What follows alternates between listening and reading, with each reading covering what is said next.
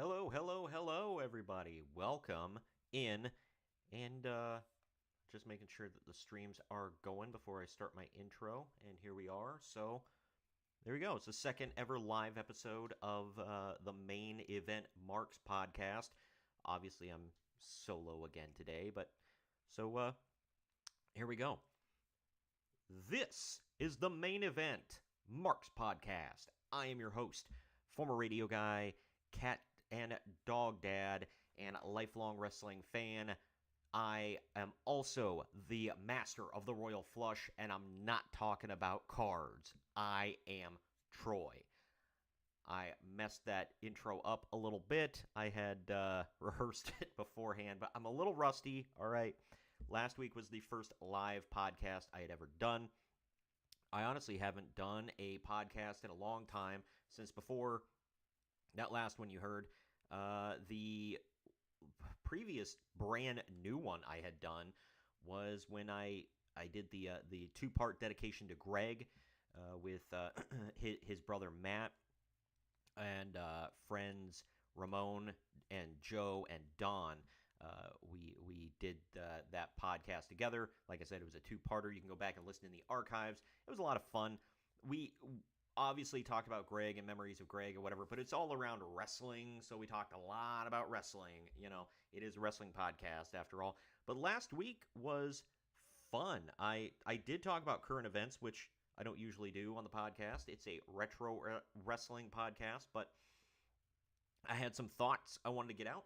But I also did a deep dive into The Iron Claw, the movie from A24 Studios, and I talked about how it compared to the real-life tragedy of the Von Erich family, their triumphant tragedy, I should say, because there were high points. It's not all downhill, but it kind of went downhill and just started going downhill, you know what I mean? And it was like a snowball turning into a gigantic boulder-sized snowball. But either way, we talked about all that last week. I actually clipped it, cut it down a little bit, and just posted that today as its own little video. It's about 20-some minutes long.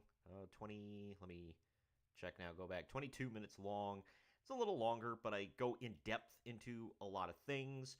Like I said, I compare the movie to reality and how it goes. So if you want to go check that out specifically and don't want to listen to the whole podcast, go check that out.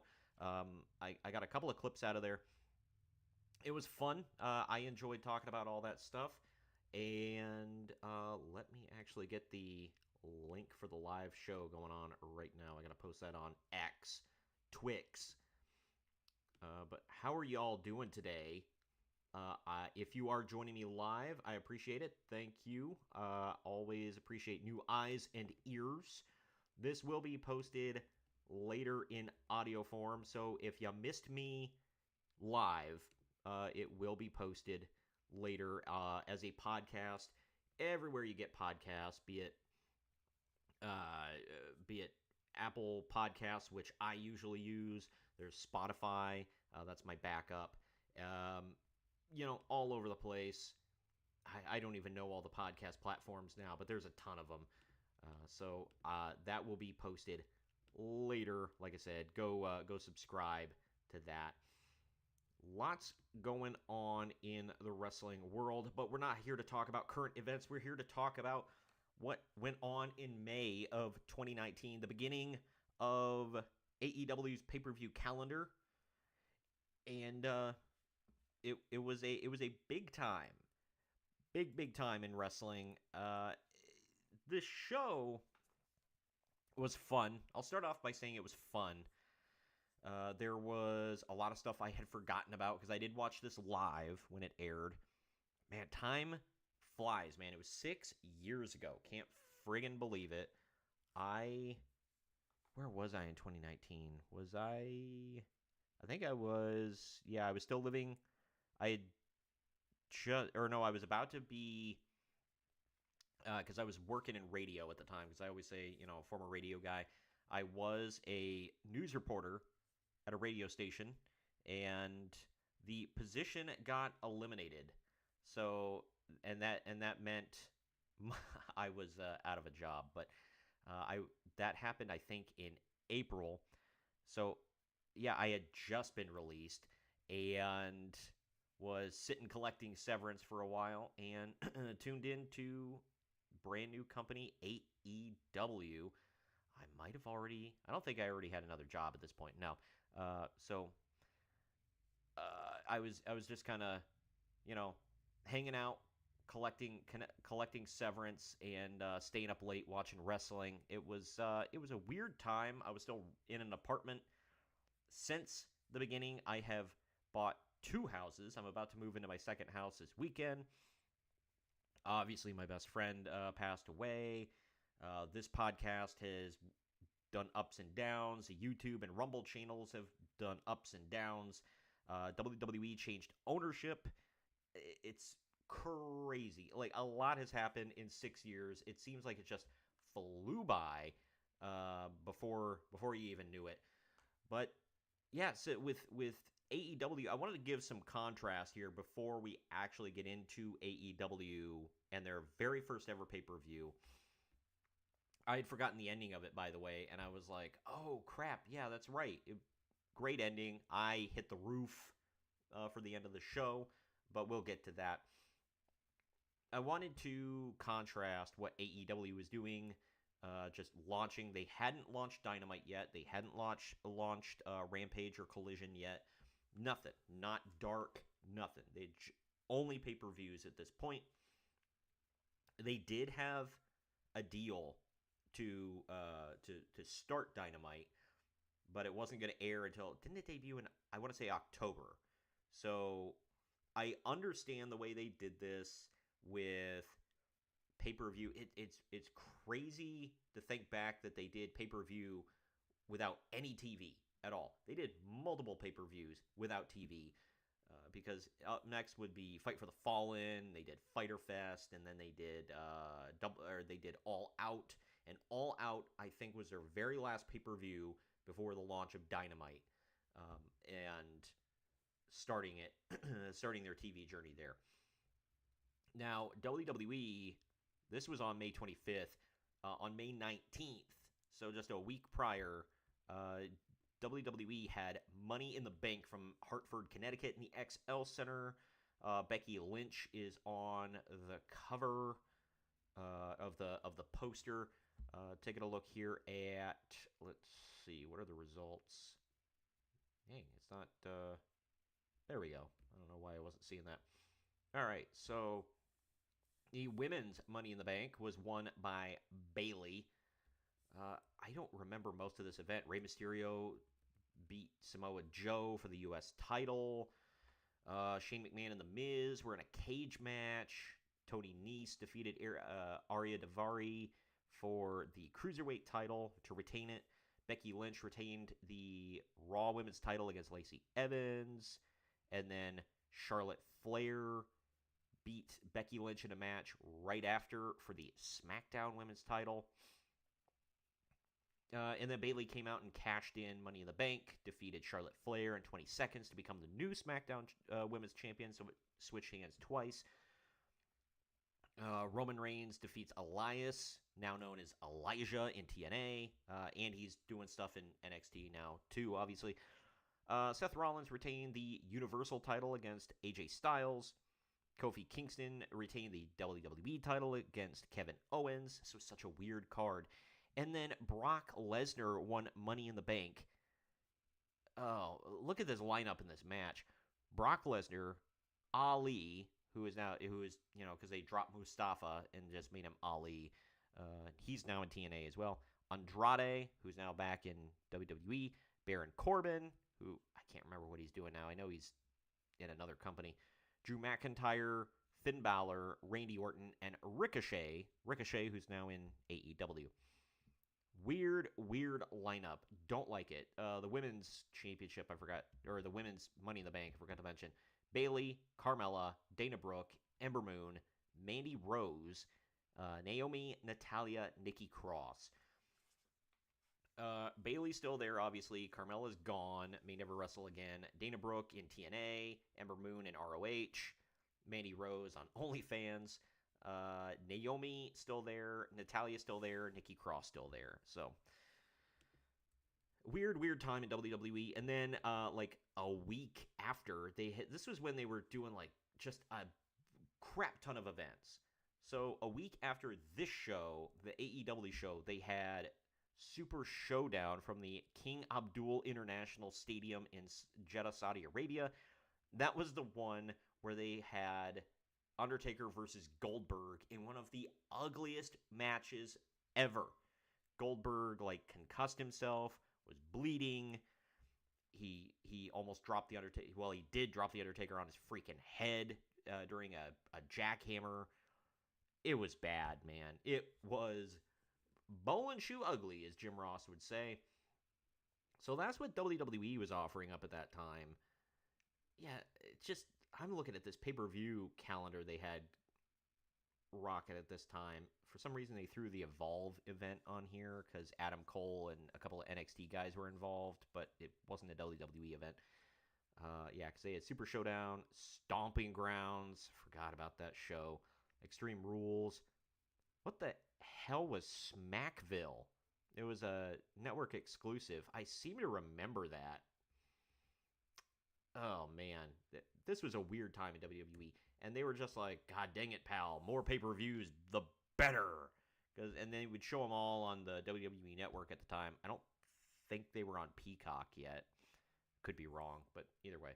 That was interesting times, I shall say. But yeah, so that's WWE's offering. We're going to officially get into the AEW show here in just a minute. But I just want to ask everybody else out there, does anybody else remember the show and remember much about it? Because I was kind of drawing a blank. I remembered like some stuff started coming back to me, like the Bret Hart segment. It was worse than I thought it was at the time.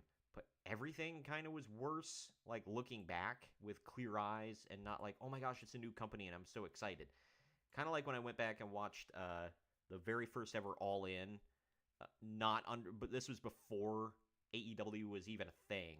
In 2018, they did All In, sold out this, they sold out the Rose Horizon or whatever it's called in Chicago. But they sold out the arena of Chicago. That's all I remember. And packed it out as an indie company, basically like bringing people in from CMLL and New Japan and Ring of Honor and whatever. And that kind of that was like the pilot for what would become AEW, because after that Tony Khan was like, okay, I can make some money on this, and he bought in. So he went all in. So yeah, and we actually did a podcast on that. If you guys go back and check that out, it is in the archives. We review All In 2018. I had seen it.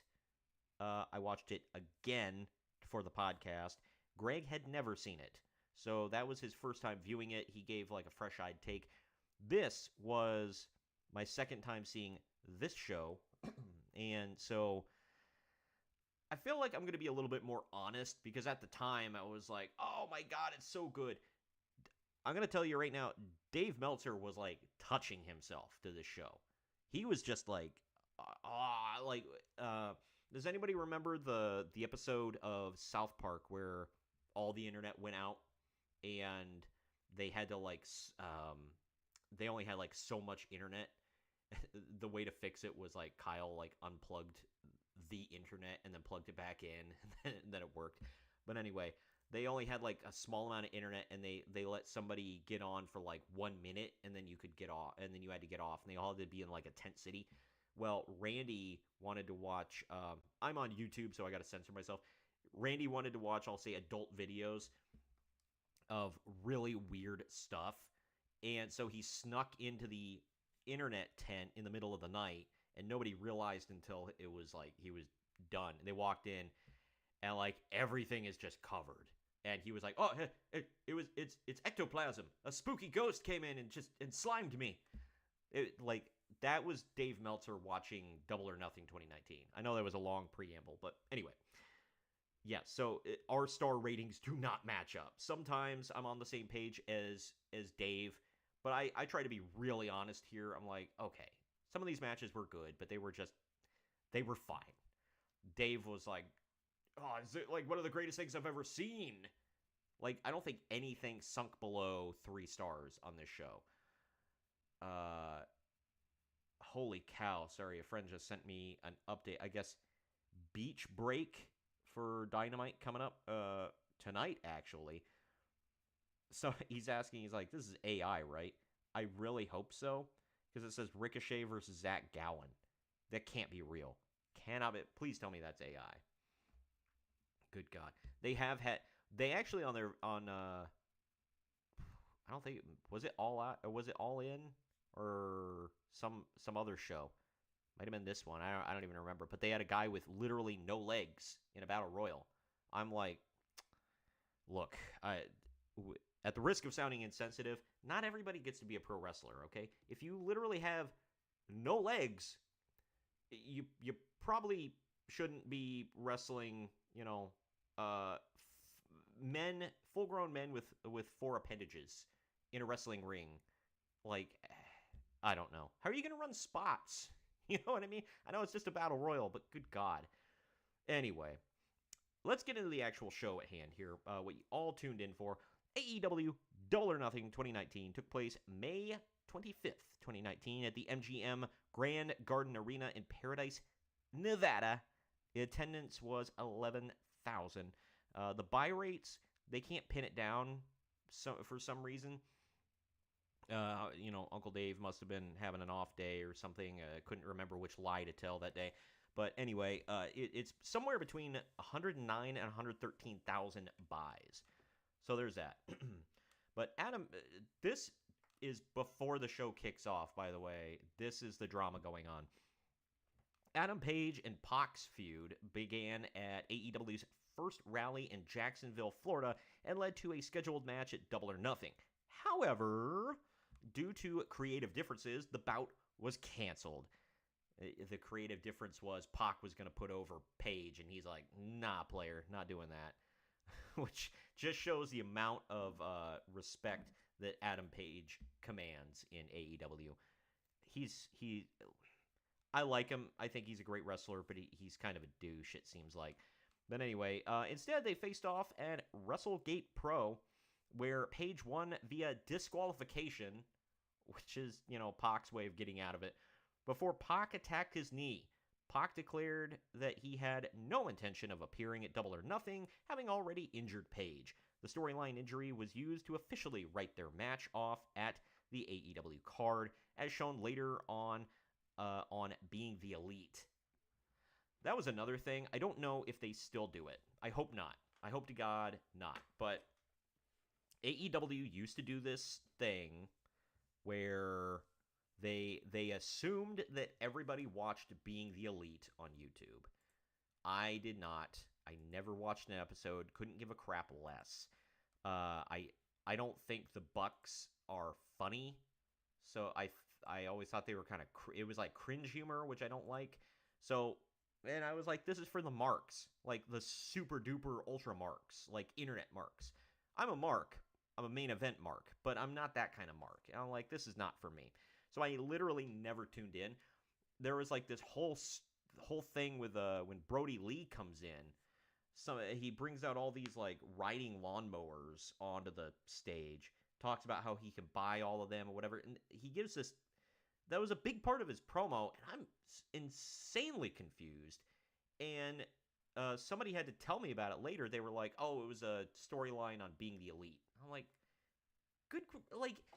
I was so, like, me and everybody I talked to that didn't watch that show, which is everybody I talked to, we were all really confused and like, what is he doing? Like, what is this all about? It was really stupid. But anyway, yeah, I like how they relied on Being the Elite.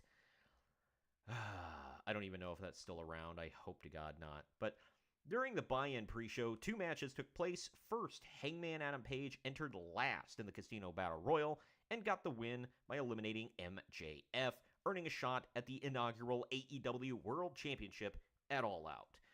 I think that's in August. Is it? August, September? Something like that. Either way. In the second match, Kip Sabian defeated Sammy Guevara by hitting his finishing move, the Deathly Hallows. I forgot that was the name of his finisher, so whatever. Sammy Guevara and Kip Sabian. Man. Sammy's another one where he's like great in the he's pretty good in the ring. He's got a cool like douchey persona because he does seem like a legitimate douche in real life. So maybe it's not a gimmick. Maybe he just is a D-bag, but I don't know. Casting aspersions, either way. To start the show, some Hamilton performer and his family performed the American National Anthem. Cool, whatever. And then they pitch it to the commentators for the evening. JR, Jim Ross, Alex Marvez, a.k.a. Officer Bar Brady, and Excalibur, a.k.a. Excrement. It was a hell of a trio. And in this first match, because I put commentary notes in once we get into the actual match and they start like doing commentary. So the first match is SCU SoCal Uncensored, which is Christopher Daniels, Frankie Kazarian, and Scorpio Sky taking on Strong Hearts, which are Shima, T-Hawk, and Lindemann. This went for 13 minutes, 40 seconds. SCU comes out in red, white, and blue to take on the team from China. That's, I didn't even catch that, like, live. I thought about it, like, as the match is going on. I'm like, oh, God. Then they rile up the crowd on the mic. The crowd, they did their typical spiel of first, Scorpio Sky gets on the mic, and this is the worst town I've ever been in, or whatever. And then, Christopher Daniels does some little routine on his little mic stand, whatever. Like this is the first of 2 Freddie Mercury references we get on the show, by the way. A little weird, but either way. But the crowd went mild for the Strong Hearts, or at least it seemed that way. Watching it back, I'm like, dude, no pop. They didn't give a damn. But the pandemic and lockdowns ended up putting an end to this nothing of an AEW and OWE partnership. And the name, I know we're not allowed to call them Oriental anymore. Anybody from like China, Japan, whatever. Even though that section of the world is called the Orient. But apparently it's racist to call them Oriental, so they're called Asian. However, this promotion out of China is called OWE for Oriental Wrestling Entertainment. Okay then, so they're racist against themselves, I guess? Whatever. Excrement is being a real nerd on commentary, throwing out ridiculous names and stats that make Mike Tenay look like a jock by comparison. Like Mike Tenay would be shoving Excalibur into lockers and calling him a nerd. Like it was insufferable. Watching the show back, now I know why so many people hate him. But Marvez's energy makes Gordon Solie seem like Herb Abrams. Like, my God. I'm like, dude, just pump it up a little bit. He's commentating like he's calling a golf match. Like, yeah, and he's lining it up. He's going for the putt. Like, it was hard to listen to. I'm like, dude, but like, he threw out some he knew wrestling. He threw out some stats and some names and whatever. Like, he clearly knew stuff, but he just, oh my God, it put you to sleep. It's like Alex Marvez ASMR. It's just him calling wrestling moves and saying nicknames of wrestlers. Anyway, SCU wins with the best Meltzer ever on Lindemann, which is Frankie Kazarian gets Lindemann in a tombstone, and then Christopher Daniels hits a moonsault and pushes him down into the tombstone. Anyway, but this was a bit sloppy, but it was fun. I just didn't really care, and I think it went on way too long. So, of course, Dave gives it 4 stars right out the gate. 4 stars for this match. I gave it 2.5. I thought it was very average. Like, it was fine. They did some cool moves, whatever. Average. I didn't give a damn at all. And like I said, it didn't go anywhere. It didn't mean anything. The OWE guys did nothing after this. Shima had like one pay-per-view match against Kenny Omega after this, where they both just spammed knees, because Kenny did the V trigger like 5,000 times, and then Shima kept doing the Meteora like 5,000 times. That was the whole match. Knees, knees, knees. But anyway, I remember that. I can't. Don't ask me what show it was on. It might have been Fyter Fest, but don't quote me on that. Anyway, Allie now joins the commentary team. She would later be known as the Bunny, and then I don't know if she went back to Allie, but either way, she joins the commentary team for the next match, which is the first women's match on the show. Because what would make this team better is more people. We need a fourth person on commentary. AEW's done this since the beginning. Let's cram more people onto the mic, more people onto that table, more content, pal. But it's supposed to be a triple threat match, by the way. But after Kylie Rae, Nyla Rose, and Britt Baker come out, then Brandy Rhodes comes out. Because, that I forgot how insufferable Brandy Rhodes was and how much I disliked her in AEW. She was horrible. But she comes out in her wrestling gear, making you think she's going to wrestle. And she cuts an incredibly horrible, clearly rehearsed, scripted promo. Just awful. She makes it seem like she's going to wrestle. And you can tell, I'm going to assume she wrote this promo herself. And she thought, man, this is good stuff. Genius. But anyway, she then turns it around and says that she doesn't want a good match. She wants an awesome match. Cool. Hear the crickets. And then Awesome Kong comes out as the fourth competitor. So we got Awesome Kong. I forgot she was in AEW. This has been a while. So the match is now Kylie Rae versus Nyla Rose versus Dr. Britt Baker, DMD, versus Awesome Kong with Brandy Rhodes in her corner. It is a fatal four-way now. It goes 11 minutes, 10 seconds. Britt Baker was clearly the most over in this match until Kong came out, and then the crowd just lost their crap for Kong. This was yet another opportunity that Kylie Rae was going to throw away. So I think she was in WWE, blew it. AEW, blew it. And then now I know she was in TNA. I don't know if she is anymore. But I'm like, girl, get your crap together, man. She's had so many big opportunities, and she's not a bad wrestler. She's in great shape. I don't want to crap on her too much. I think she struggles with, it's bad anxiety or some crap. I don't even know. She's got something going on. Something ain't right. But either way, Kong and Nyla start off by going face-to-face and beat down Kylie and Britt. Kylie and Britt are the two most entertaining workers in this match, in my opinion. The other two are just kind of there. Kong is fun to watch, I'll say. The powerhouse stuff was good. She's definitely a good wrestler. She did good stuff in TNA. I've always thought that Nyla sucked and has never improved. I don't understand, I know why they pushed Nyla Rose. I'm just not going to say it, but I know why they pushed Nyla Rose. Nyla's not good, though. Always sucked.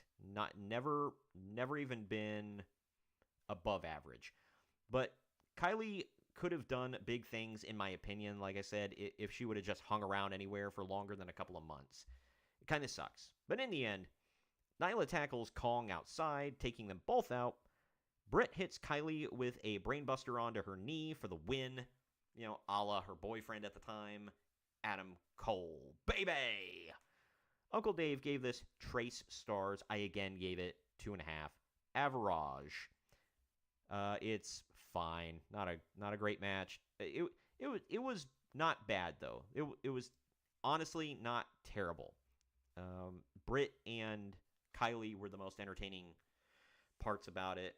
Britt improved a lot as time went on, and she became a big star. So I don't know if she's still around AEW. I haven't watched AEW in many a moon, so I really don't know what's going on with her at this time. I had heard rumors that she was coming to WWE, but those have died down really recently. I know Mariah May is allegedly on her way. We'll see. She would definitely, her look would definitely fit in with WWE. I haven't seen enough of her in the ring to know if she's really good or not. I know she was their champ, but that does not mean she's good. So they've had various people hold their titles that were not great. But either way, we get quick shots of Kenny Omega and Chris Jericho getting ready backstage before the next match. They are main eventing, by the way, which is why their pictures are in the thumbnail for this episode. Up next, we get a tag team match. They kept pushing throughout the whole show that tag team wrestling is back, baby. It's, a revival. The Young Bucks are leading it. Blah, blah, blah. But it is the best friends of Chuck Taylor and Trent Barretta taking on Angelico and Jack Evans. This goes 12 and a half minutes. I thought Angelico looked stupid in the bodysuit, and with the haircut. I thought the haircut was ridiculous. And he was like 100 pounds soaking wet. But now that I crapped on him, I thought the team was cool. They did cool stuff. They were innovative. They were fun to watch. I actually liked the neon colors that they wore. I thought they could have been like London and Kendrick back in the day, but more flippy, and London and Kendrick were great, but I feel like Evans and Angelico were even more flippy, and they were really innovative with stuff. So, and they were more influenced by Lucha, and I don't know if all of that was London and Kendrick's faults. I feel like London and Kendrick were held back a little bit by the WWE system and how they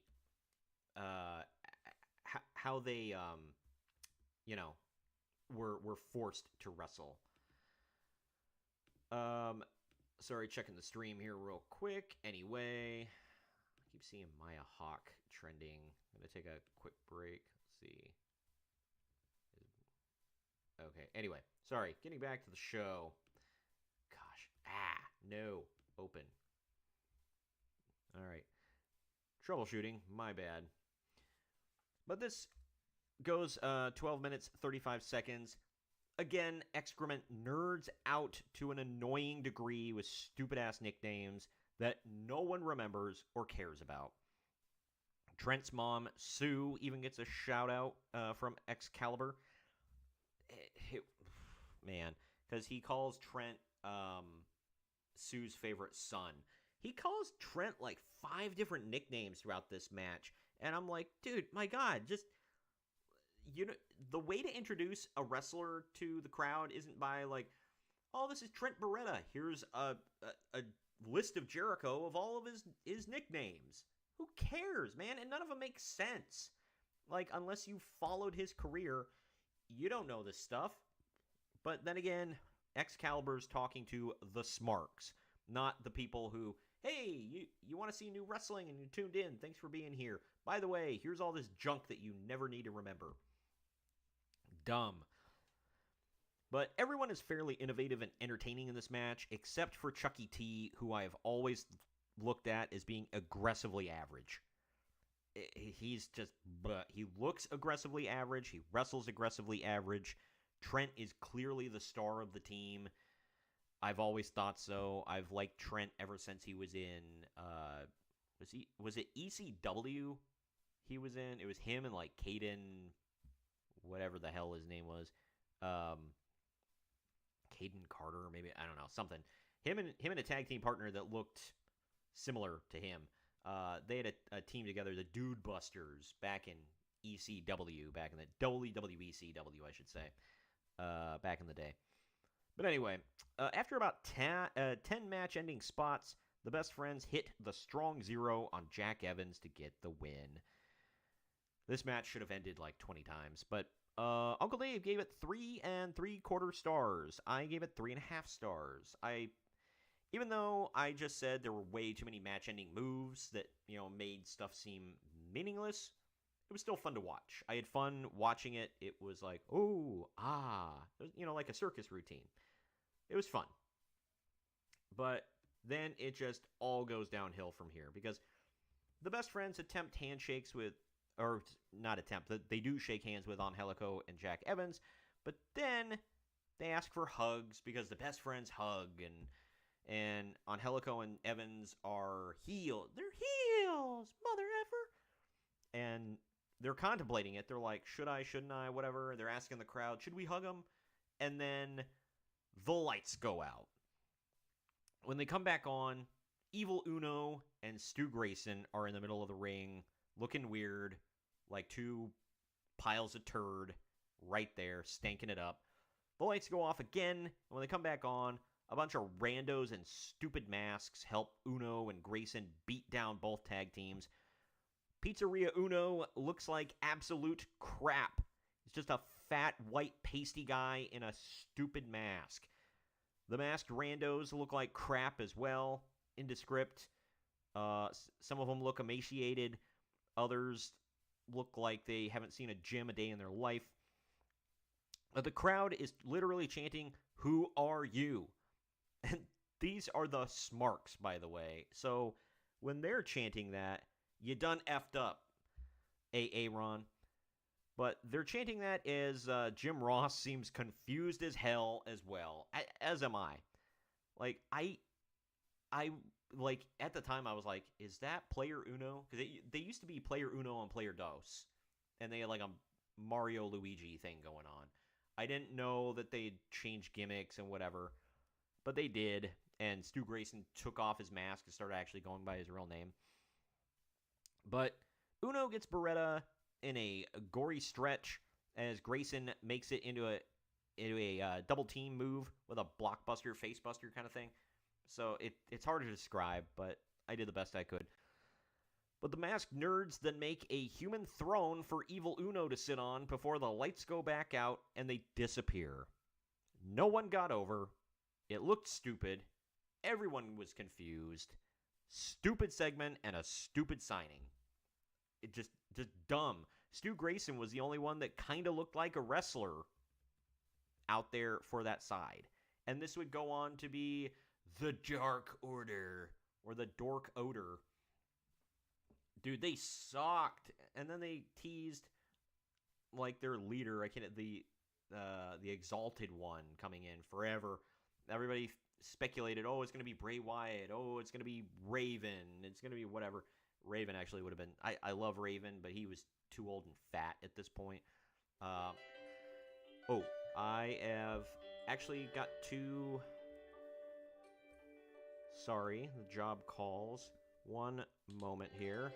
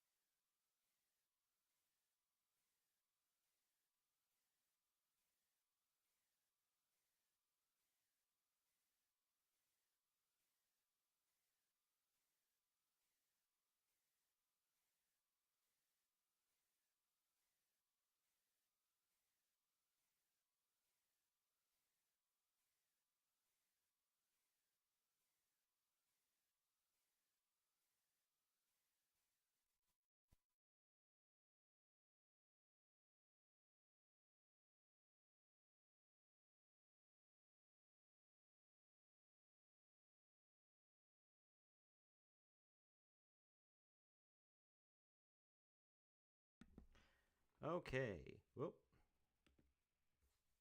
Okay. Now that I've probably completely ruined my freaking stream there. Sorry about that. That was unplanned. Didn't even have audio going on that one. So, what the hell, man? Delete. Yeah, no spam messages. Get out. Anyway, Rumble's bad for that. Very sorry for that. I had to take a phone call for work, and yeah, didn't really have a choice there. And I realized that I don't think audio was playing whatsoever that whole time. So yeah, all right, gonna have to do some heavy, heavy editing when I post this later. I might just delete this and post it as a VOD. But anyway, getting back to the show at hand here. So moving on to the next match we got it is a 6-women tag team match, all Japanese women, all Joshi wrestlers. It is the team of Ryo Miyazaki, or excuse me, Ryo Mizunami and Hikaru Shida taking on Aja Kong, Yuka Sakazaki, and Emi Sakura. It goes for 13 minutes, 10 seconds. Why? Because Kenny Omega loves him some Japanese female wrestlers, which, they're fine. I like Asuka. I like Julia. I like, any of the women we've seen in Japan or in WWE from Japan have been good. And I like Hikaru Shida. I think she's great. Very underrated. Even Greg, who doesn't really, he was a tougher critic than me. He loved Hikaru Shida, not just for her looks. Riho is a fine wrestler, but she's another case of not everyone gets to be a pro wrestler. My God. But Kenny Omega effing loved her. There was a rumor going around for a while. I don't think this was ever confirmed. I don't think it's real, but he wrestled a 9-year-old girl in Japan. That part is real. The rumor is that Riho was that 9-year-old girl. Again, I have not seen confirmation of this. So, either way. But some of these women seem like absolute cartoon characters. It's just, wow. Sakazaki was an over-the-top anime girl. Hella annoying. Emi Sakura dressed like Freddie Mercury. Told you we were getting another reference there. She looked like an idiot. She even had a fake mustache on. But either way, Riho looks like a swift breeze would knock her over. Ryo Mizunami was fine. Hikaru Shida and Aja Kong deserved better than this. I'll say that now. They deserved so much better than this match and being lumped in here with these people. Aja Kong is a legend and pretty damn good. She's who Awesome Kong learned from. So, they carried on the Kong name. And they do similar moves and whatever. But either way, getting to the match here. As she should have, Riho took the majority of the heat in this from the heels.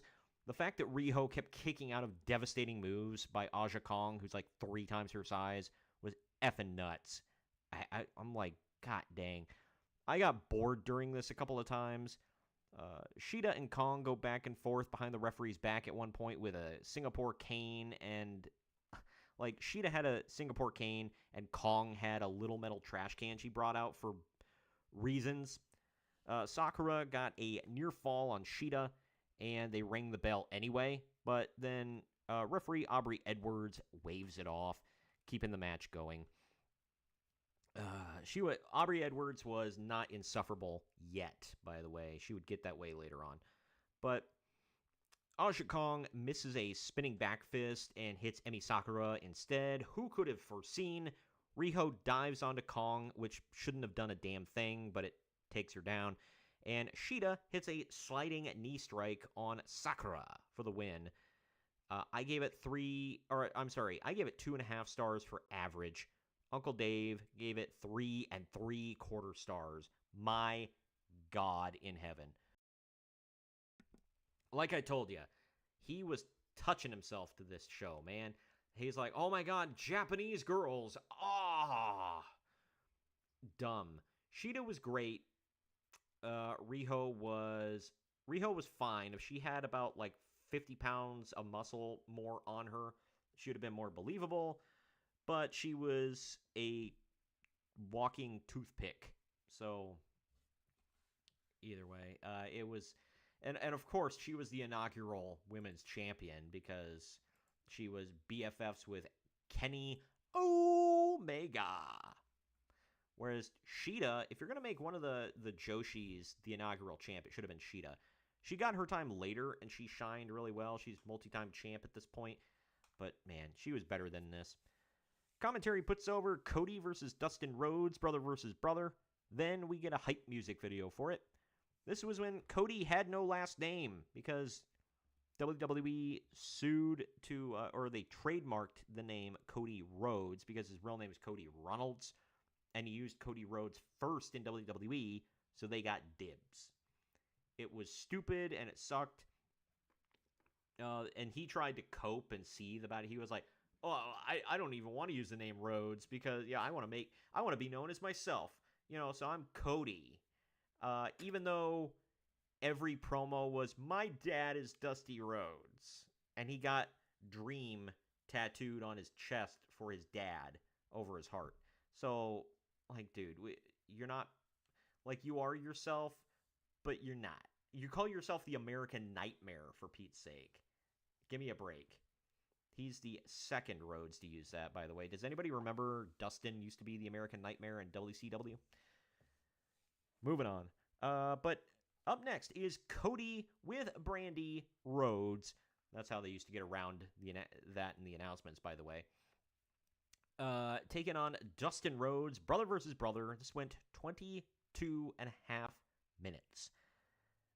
Brandy made sure to get a change of costume in before this match, by the way, because reasons. This is the infamous show where they have what is very clearly Triple H's throne on the stage for Cody's entrance. Brandy hands him a sledgehammer, and Cody comically destroys it. Dumb. Earl Hebner is the referee for this because, of course he is. Cody's a mark. Cody plays the heel through this one.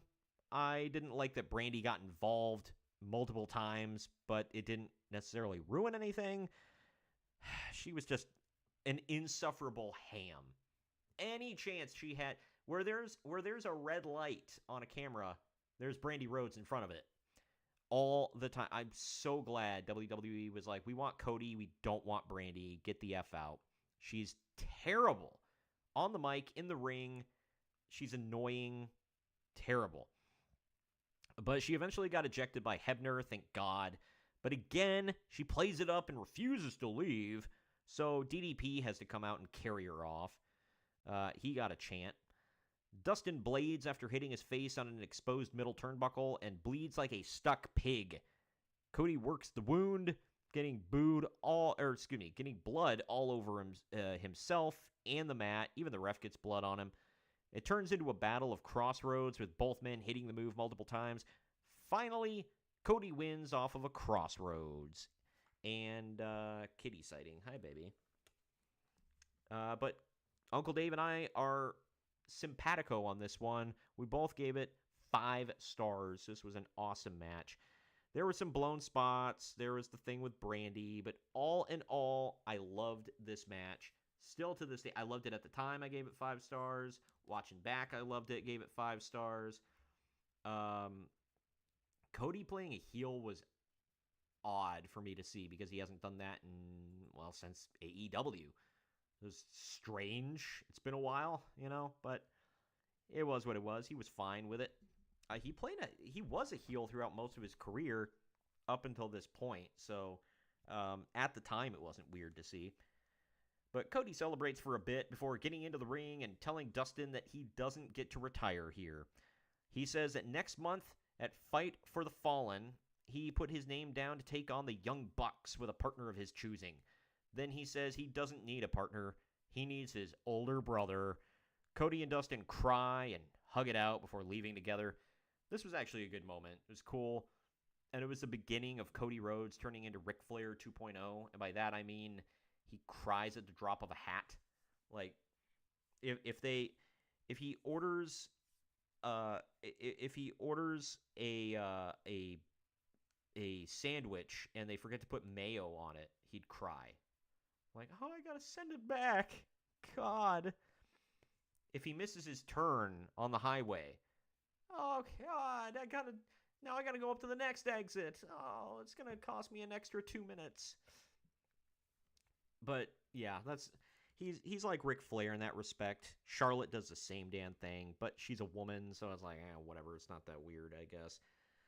But we get a recap video now of the Casino Battle Royal from the buy-in pre-show. They loved these stupid Casino Battle Royals, by the way.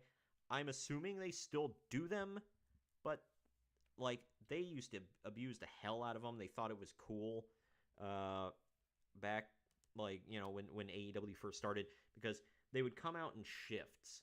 First, they would come out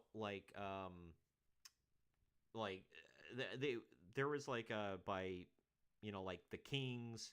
What am I thinking? The suits, like card suits. There was like the Kings, the Queens, the Jacks, the Spades, or not Spades. What was it? I don't even remember now. Was that it? Was it just the three? And then they did the Joker card at the end. I feel like I'm forgetting someone. Either way. Or Aces. That might have been it. It might have been Aces. But they would come out in shifts for the Battle Royal, so it wasn't one at a time. Either way. But it now goes into this. Then we get Jack Whitehall introducing Bret Hart, who brings out the AEW World Title in a bag. Why is random-ass Jack Whitehall here? No clue. We'd never see him again. Jack Whitehall is a British comedian and actor. The only thing I've ever seen him in was, if anybody's seen Good Omens. He was in the first season of Good Omens. That's literally it. And I was like, man, he looks familiar. Where the hell have I seen him from? I had to look it up. And I'm like, why is he here at AEW's inaugural pay-per-view? Dumb. Introducing Bret Hart. Ugh. But anyway, when Bret's talking, the camera on him is incredibly shaky, and so is Bret's promo. Like, he can't remember anything. He's saying weird stuff like, he says something about the main event is a world title match, which is not. It's for a world title match. He makes reference to defending a world title in Vegas. He doesn't really get into details. I'm sure he did, though. And then there was something else he said where it was completely off, and he was like, it's been a while, give me a break. And the crowd kind of laughs it off, but, you know, Bret's, you know, he's had some health problems. I try not to give him too hard of a time. At least he didn't bring up how much he hates Bill Goldberg, so that was refreshing. The mic is also screeching a few times, so it just, it was definitely a first show for AEW. But Bret brings out Adam Page because, you know, he'll get a world title shot at All Out, or All Out, never mind. And then MJF interrupts everything. MJF makes some stupid joke about a fan running up behind Bret, and this is because he had gotten jumped by a mark at that year's WWE Hall of Fame ceremony. I don't know if anybody remembers that. The Hart Foundation was inducted into the Hall of Fame, and when Bret was on in the ring, then a fan jumped in and tackled him, and FTR was there, or at the Revival at the time, whatever, and they helped subdue the guy and carry him out, and on the way out, Cash Wheeler frickin' punches him right in the face. It was caught on camera. I was like, hell yeah. I mean, I didn't mind it. F around and find out, you know what I mean? But, yeah, MJF is just a gigantic effing mark. I always thought he was too over the top. But MJF calls Page a horse, okay? And then he says that when horses have a bum leg, you shoot them. Cool. He threatens Page, mocks Bret. Bret just laughs it off. He doesn't give a damn about MJF. And then Page tries to punch him, But MJF jumps off the apron. He starts to leave, but he's stopped by Jungle Boy for like a half a second. But then MJF just walks by him. He doesn't even put up a fight. Because now we get Jimmy Havoc, who I completely forgot about. I had thrown him out of my brain. But yeah, Jimmy Havoc debuts and comes out. When JR sees him, he says, "Good Lord." Just like that. To which I went, "You're damn right, Jim." Then he says, "He looks like a walking hardcore death match." And excrement there was like, "Ah, because he is." Cool, dude. But MJF then gets surrounded by Hangman, Jungle Boy, and Jimmy Havoc, who's who of who gives an F. And they all beat him up. And Havoc and Jungle Boy carry MJF off through the crowd. While that's happening, by the way, and the camera's not looking at him, Bret Hart finally pulls the AEW World Title out of the bag and starts showing it off. Hardly holds it up to hard cam, by the way. This is an introduction of a new belt. Pulls it out of the bag while other crap's going on because he's like, "F it, I gotta get out of here. I got a dinner reservation." Pulls it out of the bag, holds it up the stage, like, up the ramp towards the stage. Turns around to like where Hardcam is facing, shows it off to them. It's like forever before Hardcam finally gets a look at this belt. I'm like, Bret, you've been in the business for like 100 years. How do you not know to look for Hardcam? Like, that's like day one. I'm reminded of a story Lance Storm told about how at New Blood Rising, Bret Hart and Jacques Rougeau were out there for his Canadian Rules match, and they celebrate with Storm at the end of the match. And Storm was like, "If you look at pictures of us," like, because they hold Storm's arms up, he's like, "If you look at pictures, I'm like trying to turn them towards Hardcam." And he's like, "I'm sitting there thinking, you guys are the veterans. How do you not know to look at Hardcam? Like, why is this up to me?" But anyway, that's the end of that awful, just who gives a crap segment. It could have been a cool segment, but man, they just what the crap is going on? Hold on a second. Did my stream get completely messed up? Am I still live? I'm live, right? Let me see. I just noticed. I'm looking at YouTube right now. I can't tell if I'm like my live stream. Oh, it's okay. It's not up to current. Got it. Okay. Something got messed up. Something ain't right. Like I said, something's always never right. Good grief. Okay. God. All right. Back to this. But yeah, that could have been a cool segment. It just wasn't. They jam-packed it full. They tried to get too much stuff in there. Let's introduce the world title. Let's introduce Hangman Page as one of our top baby faces, which, it took him forever to finally win the belt, by the way. And when he did, nobody cared. He had a who gives a crap run as world champ, which is pathetic. It was like, what, 2021 when he won the belt, finally, I think? Something like that. But then they're like, let's, do that. Fine. Oh, we got Bret Hart. Cool. Oh, let's bring out Jungle Boy and MJF. By the way, let's debut Jimmy Havoc. Like, too much. Too much. But now we get a play-up package for the Young Bucks versus the Lucha Brothers, wrestling each other all over the world. Cool stuff. But now we get for the AAA World Tag Team titles, because AEW didn't have tag titles at the time. The Young Bucks, Matt and Nick Jackson, defending the titles against the Lucha Brothers, Pentagon, and Rey Fenix. I know he's Penta now, but he was Pentagon at the time. This goes almost 25 minutes. That's a long one, man. The Young Bucks come out dressed like Elvis. Phoenix and Nick Jackson have an acrobatics routine at one point. It lasts for like 2 minutes. It looked stupid as hell. Nobody hit each other. They just kept flipping around and missing. It was dumb. Then they do the old, I'll stand here and hit you, and then you stand there and let me hit, or no, I'll stand here and let you hit me, and then you stand there and let me hit you. Like, stupid. I've always hated that. At one point, Penta somehow gets a gory driver on Matt while hitting a package pile driver on Nick. Pretty cool. Then Phoenix hits a swanton on Nick, but it's only a near fall. Of course, more moves must be done. Nick is up within just about a minute of this, by the way, just super kicking fools. So nothing means anything. Matt, in the end, ends up hitting a brain buster on Phoenix, which is, the old El Generico, Sami Zayn, whatever, brain buster onto the top rope. He F's off out of the ring. They hit more bang for your buck on Pentagon for another near fall because more moves must be done.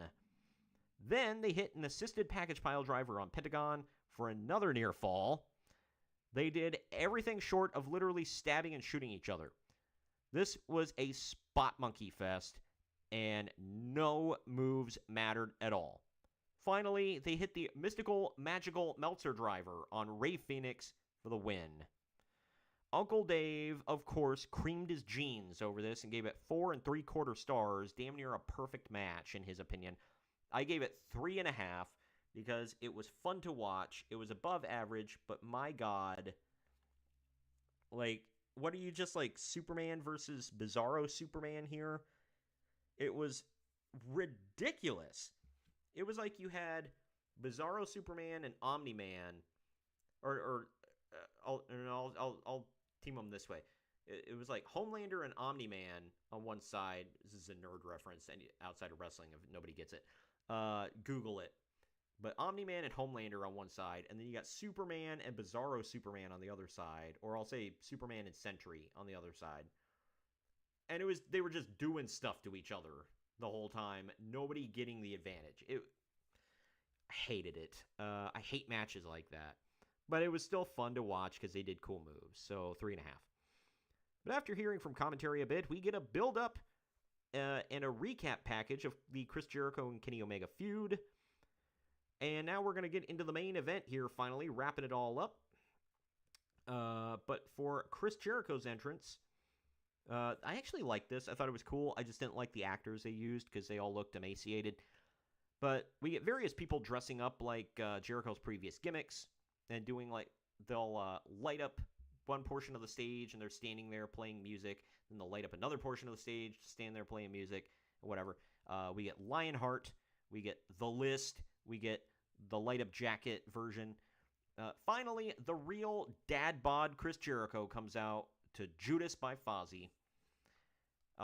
He's since toned up a bit, but he was hardcore dad bodding it right here. But it's Chris Jericho versus Kenny Omega in the main event. Winner faces Adam Page for the AEW title at All Out. This goes for 27 minutes. Battle Cry, Kenny Omega's theme here, is 10 times better than the crap he comes out to now. I'm just going to say that. When he lost Battle Cry, I think everybody cried. But these are just two crazy kids from Winnipeg hitting the big time, I guess. During the introductions, there's a literal Cracker Barrel in the corner. Like it's a barrel with the Cracker Barrel logo on it. Not joking. They sponsored a lot of AEW stuff back then. They sponsored the original All In, too. But either way, the ref can't get it out of the ring, so Jericho angrily shoves it out between the ropes. This was dumb. Between Jericho and Omega, they threw more chops than the Young Bucks throw super kicks in this match. Their chests look like tomatoes. Just insane. Omega's nose starts bleeding at one point. I feel like Jericho made sure that this was more of a wrestling match and less of a spam big moves over and over match. Because Kenny Omega, he's great, but he's known for doing that kind of crap. All the elite are. But the dumbest, most dangerous spot they did was... So Jericho pulls the table out from under the ring, and he holds it up, allowing Kenny Omega to slide drop kick it back, and Jericho stutter steps back a little bit, and then Omega does the Rise of the Terminator over the ropes onto Jericho, standing Jericho still holding the table, and the table and Omega land on Jericho's arm, and you can tell he's hurt for a little bit. Luckily, he didn't break anything. But then he lays the table on Jericho and does a springboard double stomp onto Jericho outside of the ring. Nuts, man. We then get a crowd shot of Jericho's worried wife in the front row, right next to his daughter, who's smiling and having a good time, while her dad's getting the absolute piss beat out of him. So that was cool. At one point, Omega goes for a Tiger Driver, but Jericho dumps him over the top rope and through the table that was set up outside. Later, Kenny dives off the top and is caught with a code breaker. Of course, it was only a 2 count because more moves must be done. Excrement speaks to the Smarks again, saying that only one special golden individual has ever kicked out of the One-Winged Angel. And obviously he's talking about Kota Ibushi, but 90% of the people watching the show probably don't know who that is, dude. You're throwing out these stupid little little references to the Smarks. It was really, really dumb. But both men look half dead at one point. They start getting really sloppy with their moves. And then finally, Jericho hits the Judas effect literally out of nowhere for the win. It was a odd ending to the match, but it did need to end. It went on too long. 27 effing minutes. Like, yikes, man. So Uncle Dave gave this 4.25 stars. Of course. I gave it 3.5. It was good. It was a good match. I didn't think it was an amazing match. It's not going to go down in the annals of history of, oh my God, you got to go back and watch Jericho and Omega from Double or Nothing 2019. You know what I mean? Just my opinion. But either way, after the match, Chris Jericho cuts a promo, telling off the fans for booing him, and he calls them all marks. I mean, he's not wrong. He takes credit for any success that AEW has had up until this point, and says that now is his time. He's actually correct, unfortunately, about that last part. He demands a thank you from the crowd, but instead, Jon Moxley comes out through the crowd and gets into the ring. This was his debut after leaving WWE, by the way. The crowd explodes for him. Moxley instantly hits a double arm DDT on Jericho, and then one on the referee for good measure. He hadn't named it yet, so that's why I'm calling it that. Like, the stupid commentary wasn't that stupid. They weren't like, oh, we already know the name of this move, even though we didn't know he was going to be here tonight, you know, kind of thing. I think doesn't he just call it the paradigm shift? Either way, which is fine, you know, a decent name for the move. But Moxley then sets his sights on the barely conscious Kenny Omega. But when Moxley goes for a double arm DDT on him, Omega tackles him out of the ring. Both men brawl through the crowd and up to the giant poker chips up on the stage. They had these giant, as a set piece, it was like these giant poker chips with the AEW logo on them. It's kind of cool. But either way, they battle up onto those. Moxley gets the advantage and hits a double arm DDT onto Omega on the chips. He then picks up Omega and hits an attitude adjustment to him off of the chips through the stage below. And that closes the show with Moxley on top. There you go. But the show was fine. It was fine. It was fun, and all of the matches were either average or above average, but most of the matches were pretty meaningless. Most of these people were gone within a year or two. This was a very odd start for AEW, I'll say. That ending kind of set the tone. That was fine, but I don't know. At least the ending was fantastic, I'll say, and it really introduced Jon Moxley as their hood ornament. So that's all I can say about that. So Internet Movie Database gave this 8.6 out of 10. CageMatch.net gave it 9.05 out of 10. So a damn near perfect show. I gave it a 7 out of 10. It was slightly above middling. It was slightly above average. It was fun. There were fun matches. None of them meant anything. Sorry, Skeptical, I missed your chat on Rumble. I hope you're still there. Hangman's title run sucked because TK can't book. Once someone gets hot, he ices them off with his bad booking. Happens pretty much anyone who wins the belt at the company aside from Tony Storm. I agree. I missed Swerve's reign. It looked fine from the outside looking in, but I don't know because, like I said, I tuned out of AEW a while ago. I thought Kenny Omega's title run was great. He seemed like a world beater, but the problem with him is then he looked goofy, like in his street clothes. He'd come out looking goofy as F, and then he would cut these stupid ass promos. I'm like, dude, quit. I hate Kenny Omega on the mic. He's cartoonishly terrible. He's a great wrestler. He looks great. He's cartoonishly bad on the mic. He should have had Don Callis doing all of his promos, and then he just stands there and shuts the F up like Brock Lesnar. But whatever, he thinks he's good on the mic. But anyway, the show was above middling, I'll say. It was fun to watch. I don't regret going back to watch it. For all of you, you can go. It is available on Max, which, by the way, it is. They just revealed the news today. I'm going to do a video on it later for Marks on Media, where they've decided after 2 years maybe that was a bad decision to go from HBO Max to Max. Like, because when you say, "Oh, I have Max," like you have a dog. Like that's all I can think of is you have a dog named Max. I literally did have a dog named Max at one point. So they're going back to HBO Max. So you can see it on there. Again, for some reason, I mentioned this last week. For some reason, the all-in events are not on there. Like any of them. I don't know why. They have their other pay-per-views, just not those. Skeptical did say Omega's run was solid with Christian debuting at the time. Agreed. I'm a huge Christian mark as well. I hate his AEW stuff with his whole gimmick is, hey, your dad is dead. Cool. Like the patriarchy thing could have been fun, but the whole like telling everybody, hey, your dad's dead was lame. You also said the swerves was a bit forgettable. I don't blame you for tuning out as TK's booking hasn't gotten any better. Early AEW days were at least fun when he was trying to get its identity. Agreed to an extent. I tuned out honestly because Dynamite was so boring. 9 times out of 10, they would start off extremely hot with an amazing match. They might have something cool in the main event, maybe.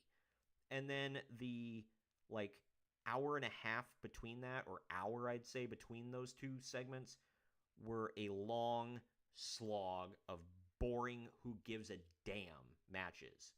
Even the women's matches were that way. Toni Storm, I'll say, I like the gimmick. I like her in-ring stuff. She has a great look. She's so cringy on the mic. I hate it. And I had a friend, he was like, oh, well, that's the point. She's supposed to be cringy on the mic. Yeah, it's still cringy. It's still bad. It's terrible. She acts like a 12-year-old that just figured out I'm trying to clean it up for YouTube. Bedroom terms. I can talk about my body parts, and that's taboo, so I'm going to do it more. And she's like a 12-year-old that is cussing while playing Call of Duty while her parents aren't home. Yeah, it just, I don't know. It's really frustrating and annoying to me. But either way, that'll wrap it up today. I was honestly going to save this show for next week. But I was like, you know what? I got a little bit of time. I'll do it today because I have some work stuff going on. I wanted to squeeze it in today. I wanted to have some fun. So got that reviewed. Yeah, 6 years, man. My, how time has flown. I did find the all-in events. I've not watched them in full. I've seen bits and pieces of them. Never seen the full, 2023 and 2024. Haven't seen them all yet. But I'm going to go back and watch them. I'm going to review them later on. I don't know if I'm going to do a show next week. I might if I find something cool to watch in the meantime. But I'm going to officially be in my new house with a brand new set this weekend. I shouldn't call it a set. You're going to see the camera should be straight on instead of off to the side here like you're seeing. I have to do this now just because of the nature of I've got a window right behind me that's hard to cover up. But anyway, that's all I got for today, everybody. Not a whole lot of big wrestling news going on. My camera's messing up on me, so I better wrap it up. But what is going on? Oh, Sabu passed away. Rest in peace, Sabu. That was really sad. That came out of nowhere, literally, what, 2 weeks after his retirement match? Craziness.